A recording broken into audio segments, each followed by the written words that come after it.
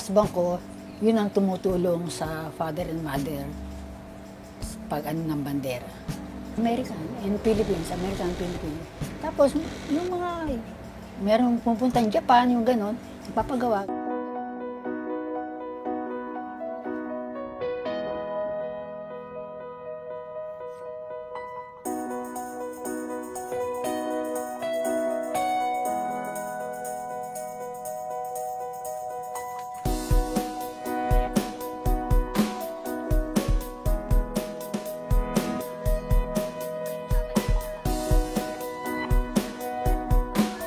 Ang first step ho is yung supply ng tela. Yung pong telang yon, nilalagay dun sa mahabang tabasan, ikakat ho nila yon. Mag-uumpisa sa puti, tapos doon sa asul, tapos sa pula.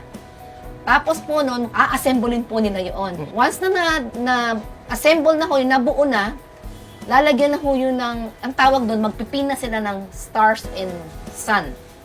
Tapos pagka ho napina yung sun and stars, doon sa production ng ang tawag namin zigzag, tatahiin na ho niya yung outline noong star and sun para lumabas. Once natatapos yun, ikakat yun. Tapos lalabas yung hugis ng estrella at saka ng araw. Ganun po yung proseso.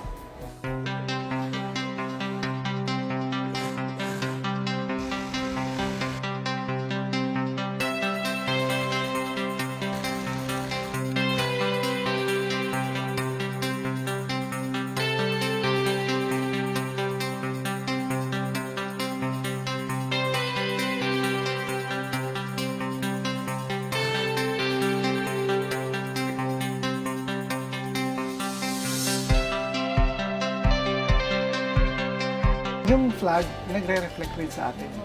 It represent ng Pilipino ang yung flag. Sana yung next generation, fifth generation, which is mga daughters ko, ma-continue nila. Hanggang merong tanggato.